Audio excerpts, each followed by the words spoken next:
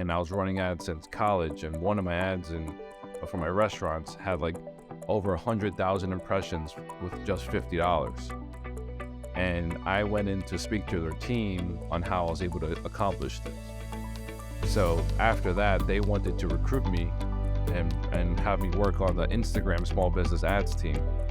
So yeah, they eventually, after some negotiation, some back and forth, and me as a Brooklyn kid growing up in the inner city to seeing like this Bay Area campus at Facebook, I was just blown away. So I dropped everything. I hired a manager to run my restaurants. I moved to the Bay, and I was a startup advisor for Meta and worked on the Instagram small business ads team. Hi, this is Alan Olson, and welcome to American Dreams. My guest today is Jack Liang. He is the co-founder or the founder of Coral Global. Sure. Jack, welcome to today's show. Oh, Alan, thank you so much for having me. I met you about a week ago, and I had so much fun chatting with you, so I think I'll enjoy this very much. It was a good experience. We're at that conference that was on longevity and AI, and we had dinner together with, with new technology, growing hearts out of living cells and transplanting. So the world is getting exciting for us. Although as we go through this world right now, change is part of the landscape. And so I want to spend a few minutes today as we visit together, learning about your background and how you arrived at the point that you are today. And why don't we start, Jack, with give us a history from college on, where you graduated from and career path. Yeah, during college, it was interesting. I actually didn't get accepted to any colleges out of high school. I was an athlete. I went to community college for 1 year.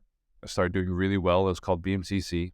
And then I transferred to NYU School of Engineering before engineering was really a major subject. And during that time, a lot of people weren't really taking engineering. And when I went to college, I kind of had to innovate on like how to pay for college. It was, I paid my own way. And one of the ways I paid for college was through party promoting. So I would go to different restaurants, bars that were vacant on a Friday and Saturday evening. I would ask if I could rent it out the following week. They would agree. We would negotiate some sort of deal. And then I would run some ads on campus and throw parties. And that's how I met a lot of people. And people started becoming really nice to me, helping me with class, helping me with my resume, helping me get my internships. So I would intern at companies like Coca-Cola, Goldman Sachs, Robeco Investments as a Swiss investment company. And when I graduated, I worked at my first tech company called allrecipes.com. It was the biggest food website in the world. And what I noticed while I was working there was different food trends, different search trends. And I saw a spike in poke searches. So what I did was I went to some of those restaurants that I was talking to back when I was in college, and I opened up my first restaurant in Union Square, New York, when I was 24 years old. And at that time, we were the 11th highest grossing restaurant for all Square customers. I ended up doing over $3 million that first year. And I opened in 2 years, I have 7 restaurants. And during that time, what type of food are you putting in the restaurants? Yeah, so mostly it was fast casual. It was poke. I had a croissant banh mi, which is like a Vietnamese sandwich. I had a cafe, and I have a pancake concept. So just a bunch of random concepts. One of my goals was to own 100 restaurants at that time. Completely unnecessary goal. I think most of it was out of like ego. But I quickly learned that I did not want to be in the restaurant space. It was very difficult, very challenging. I imagine that got even more challenging during COVID. Yeah, COVID, I had to shut down almost all my restaurants. And, one of the things that happened while I was working at restaurants was I realized what I was really good at. And one thing was, a lot of these tech companies were reaching out to us to learn more about what problems they could solve for us. So Square and Uber Eats, they would try to talk to me, and I would talk to the engineering team and tell them like how they could do a better job, what they could do better for us. And then Facebook reached out to me about how I was running ads. And if you remember, I was a party promoter and I was running ads since college. And one of my ads for my restaurants had like over 100,000 impressions with just $50. And I went in to speak to their team on how I was able to accomplish this. So after that, they wanted to recruit me and have me work on the Instagram small business ads team. So yeah, they eventually, after some negotiation, some back and forth, and me from as a Brooklyn kid growing up in the inner city to seeing like this Bay Area campus at Facebook, I was just blown away. So yeah, I dropped everything. I hired a manager to run my restaurants. I moved to the Bay, and I was a startup advisor for Meta and worked on the Instagram small business ads team. Well, it's moving, from the engineering. So you graduated out from NYU with that engineering degree, or Yeah, I graduated. Yeah, it's parents too. amazing because you had a up and running business while you were in school. Yeah, there's a lot of people who were in that advertising and party promoting space, but I just saw like Facebook ads were very new, and I felt like I had to take advantage of that. So Jack, you come across as a true entrepreneur. You're looking for what problem needs to be solved, and so you can put a solution. And you've done it across the board in different industries. Engineers typically are showing the processes, but your mindset is a little bit unique in terms of solution oriented first, and then putting processes second. Yeah. Let's roll up to where you're at today, entrepreneur. What type of things are you currently involved in? Yeah. So while I was working at Instagram, some things that I was very interested in was finding business partners to work with. So during that time, I would help people build websites, on the side, as a hobby. And I kind of just started getting paid for it, from a few friends. And then as soon as I left Instagram, I had someone offer me a contract where I would build their app for them. And they gave me over $30K a month. And that was very shocking to me. I was like, wow, that's quite a bit. And I kind of saw a need in the market because when I was working on the Instagram ads team, I was on the back end side, so working on the ads manager and seeing how every little thing combined with the user interface and how everything was challenging with the payments in the background and processes and the user experience, everything kind of is intertwined. And that's very similar for a small or medium-sized business. So I left Instagram. I had a client that paid me $30K to essentially put all their processes in one place because they had 18, it was a dentist with 18 offices, and they had to had all their customers in one dashboard, had their internal team also being able to view the dashboard and run payroll and, for HR and just have everything in one place. And that was a very big deal for them. They actually got over 1,000 more bookings, appointments on the app than they did on the phone. So something as easy as that can completely change the business. So, so right now, COVID came. How did that impact you? Yeah, COVID was it was tricky. Well, one, because I'm Asian American. I think a lot of people, the rhetoric was like Asians brought COVID over, and I experienced a lot of racism. Just seeing that across the board, it was quite devastating. There's like a 400% increase on Asian Americans being attacked. There's also a increase in depression and suicide rates for Asian Americans.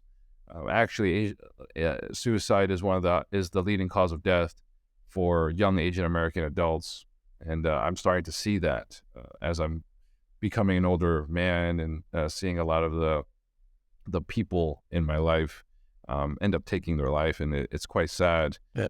Um, and yeah, actually, That is sad. It seems like it's just not in inside the Asian America. I think that whole trend is prevalent in a lot of depression. yeah, That's put because of the tremendous amount of change and pressure that's put on for adapting. yeah, agreed. So thank you for sharing that, and I think you're not alone in the feeling of what's out there. But as you're going through life, you got this entrepreneur side that you founded a company, Or Coral global, Global. yeah. Yeah, and how did that come about? Yeah, like when I was working at Instagram, people were asking me like, "Oh, can you help me build my website? Can you help me build an app?" And slowly, I kind of just started building, and then eventually, I couldn't keep building everything myself, and I had to hire a team. And one thing led to another, and then I started getting some high-profile clients. I did a lot of Gary V's football players. I did Bella Hadid's. NFT projects. So like these like celebrities were reaching out to me, and like one thing at a time, I just started taking in some clients. I started building, and then now I have a full engineering team.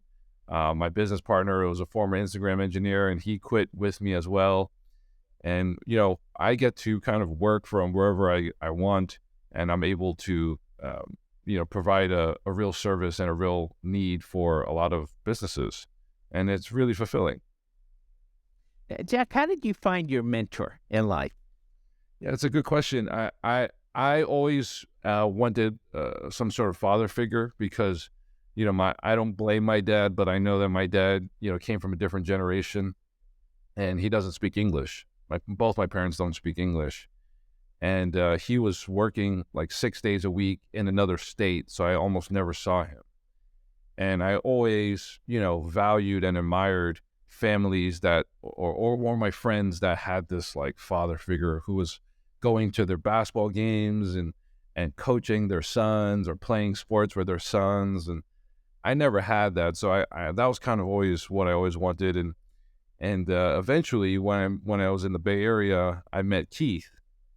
And Keith kind of became that father figure for me. His name's Keith Ferrazzi. I read his book, and then I met him a month later, and then I told him, "Hey, I read your book. It was amazing." We kicked it off, and he's absolutely changed my life. And so how did Keith connect with you as a mentor? How did you use that? Yeah, I mean, I automatically I kind of told him everything I was working on, and he kind of took a step back, and he was like, "Why are you doing these things?" Like, made me pay attention to my why, my intention. And I realized after, years of doing a lot of personal work, a lot of the reasons why I was doing what I was doing, trying to open 100 restaurants, trying to succeed in different ways, was because I felt very insecure, and I was trying to prove to my dad that I was worth something. And, a lot of the work I was doing came from a place of pain instead of a place of joy, instead of a place of love. And I think Keith really helped me realize that. Jack, you do a lot of meditation. Can you expand on why it's important to you, what you find through doing that? Yeah, I grew up in Brooklyn, New York. It was like a zoo, right? It was like, if I wake up, I hear the cars out the window, I hear the honking, I hear people screaming, I hear like people walking. It was like, I never had time to spend time with myself without any distraction.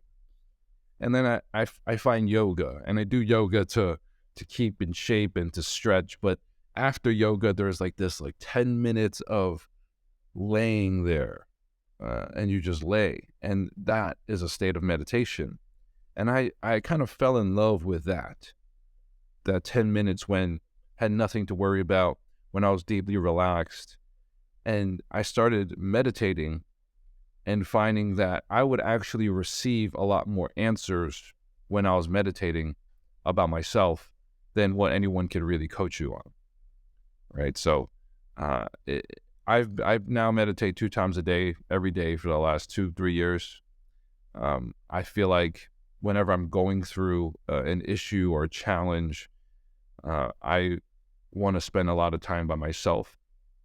And then the wisdom, the downloads that I get while I'm in that space, it's profound. Like I would sometimes sit there and ask like, hey, what should I be doing? And just have that question and sit for 10 minutes. And then the answer would come to me and it would feel like a divine answer, Alan. It'd feel like it came from somewhere else. And then I would execute and it would be like, whoa, like how did that happen? It was like, you should talk to that person in their room. I want to expand on this a little bit more. That yeah, I've done over 2,000 interviews and entrepreneurs starting businesses, and what I have found is that to be an entrepreneur is a gift, Right. but it's a gift from God, Different guy.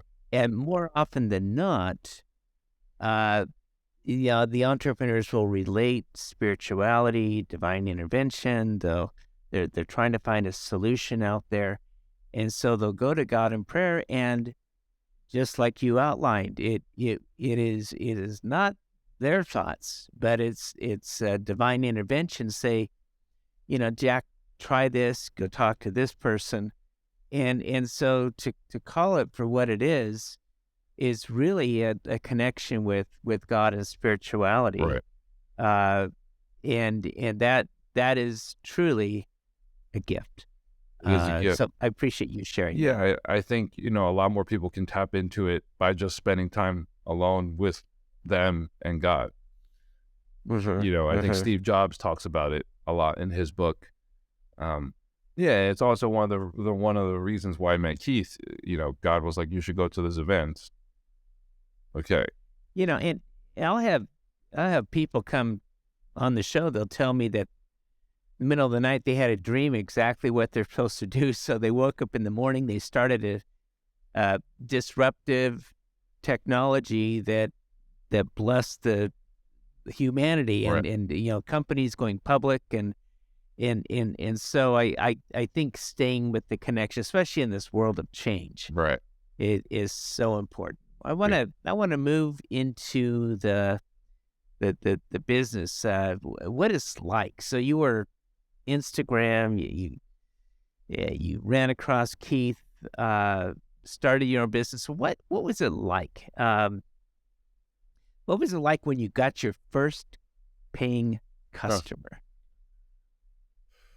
Yeah, I think the first few paying customers was it was like I almost felt like I was doing a favor to a lot of people, so they weren't paying me that much. I knew I was worth a lot more, but I was trying to prove to myself and the market that I was worth more by executing, right? So the first few paying customers was just enough for me to get the job done. Like the websites, just get it done, right? Paid me by my time, and I was very, very generous. I didn't know my own worth. I didn't charge a lot.